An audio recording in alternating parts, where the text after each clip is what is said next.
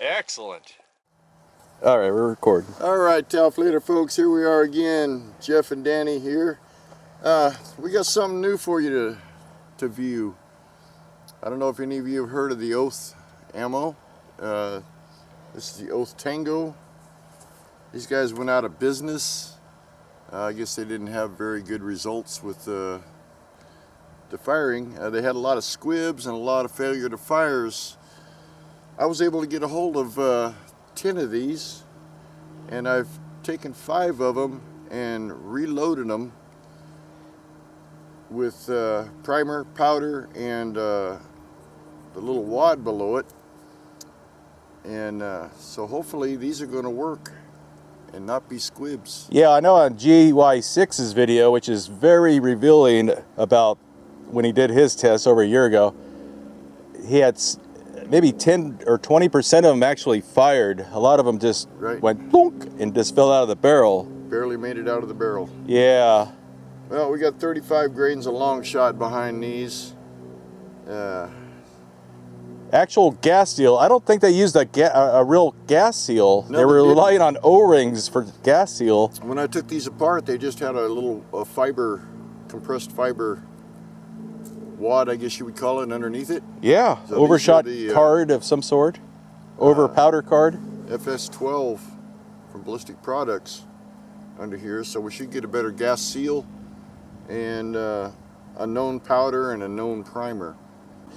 These are almost vintage slugs now, since they're not, you can't buy them anymore. They're kind of rare. They're obsolete. Yeah. I got 5 of them. I'm saving, just put them on the shelf. Yeah, I don't blame you, but it's really appreciate you finding these and letting us demonstrate them. At the local gun store, they were having a closeout because they're going to relocate. Regular price on these was $35 for 5 of them. And what'd you pay? I paid $21. Okay. So I owe you $21. Nah, this is for you guys. I appreciate it. I hope everyone else appreciates it. Be sure to like it. Thumbs up. Yeah. Okay, let's shoot them at a variety of targets and see if we'll actually get these to function and maybe redeem their, they redeem the slugs, in other words, I think the Slugs are good design. It just the way they loaded them, they were having problems. It was such poor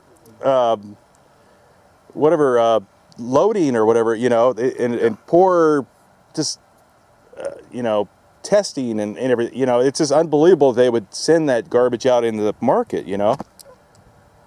Well, especially something that's meant for home defense. Yeah. You want it to fire every time, not maybe 1 out of 2 out of 10 shots or whatever. Yeah. That's where if I was going to rely on these and do what I did, reload them with something is going to go off. Yeah. Okay. We're going to hit a water target down there and see if we can capture one of these. Yeah, we hit a 5-gallon jug of water. And Kevlar vest behind it. Yep. We want to see if it'll actually mushroom out like we've seen in the photos on Facebook. That impresses everybody, That's what we're hoping for. All right.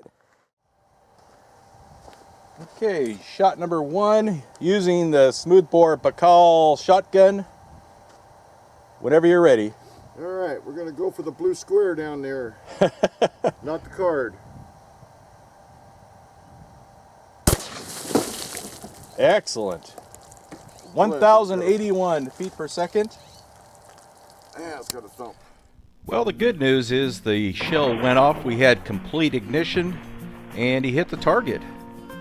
The bad news is the slug completely shattered, broke apart into pieces in the barrel of the shotgun from the G-Shock.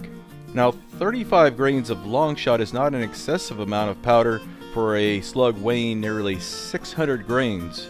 I imagine that Oath had to reduce their powder loads quite a bit just to get the shells to not shatter. Okay, wet magazine test. Kind of simulates flesh a little bit. 1370, a little different. Now again, we had full powder ignition, no squib, in other words. A squib is a situation where just the primer goes off and does not ignite the powder. And we suspect because Oath did not really use a proper gas seal, That's the reason why they had so many squibs. And it's a lot like having worn out rings in your car. If you don't have good compression, you're not going to have good ignition. Now, we had good gas seals, so we had good ignition, and we launched these things the way they're supposed to be, but because that copper is so brittle, it couldn't handle that shock, that over 10,000 G's of acceleration. Okay, now we've switched guns just to eliminate the possibility that something wrong with that gun. We're now using the Benelli Nova with a, I don't know, 32-inch barrel or something like that. No choke at all, though. We just pulled the choke out. Hopefully we don't mess up the threads. But it's, I think we'll be okay. Again, shooting just at a water jug. We're hoping to get the hydrostatic expansion and show you one of those beautiful flower looking slugs that after it's gone through some ballistic gel or whatever. Okay, I am ready when you are. Alrighty, here we go.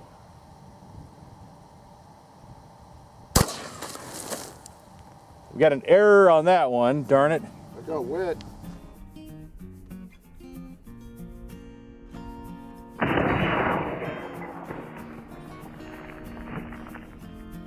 Now, on the bright side, we had 100% reliability in our tests, and if you use these in a defensive situation, you could probably rely on them, and they would cause a world of hurt to the target downrange. It's just an absolute shame we couldn't get these things to function the way they were meant to function. Oh, this is not looking good. Yep. Oh, you found one? Found a piece. It almost went through that vest. Wow. That's what hard metals will do with a Kevlar vest. A lot of people... Especially when they're sharp like that. Yeah. The vest is kind of relying on a soft lead bullet to expand a lot and catch it like a catcher's mitt. Well, we almost have, I think we have enough to put one back together again, maybe. Man, do we want to keep on going or give up? Yeah, I don't think we're going to get much results out of Wait, this. was that one? I saw something shiny right there. Yep, there we go. Yep.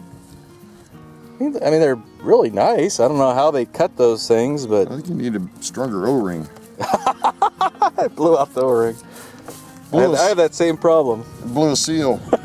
Well, Very disappointing. We decided to give up after three. The 3 shots, 3 exactly same results of a Slugs just breaking up. So they apparently couldn't handle even 35 grains of long shot since they were either breaking up through the forcing cone or whatever inside the shotgun. sure tearing up the holes too. Yeah, the holes are all mangled up. Looks like they're expanding as soon as the G shock hits them. Yeah. Just shearing them off right about the top of Very- the payload. I think what I'll do is I've got 2 of these left. As I'll break these down and I'll reduce the powder load to, yeah, we'll try 30 grains a long shot. And we'll try it again another day, and we'll update you on the end of another video or something. You know, I don't know. Stay tuned. Stay tuned. Well, we hope you enjoyed this test, even though it was an utter failure. We want to take a minute to thank our latest Patreon supporters. Without you guys, I promise you we just would have given up producing any videos at all.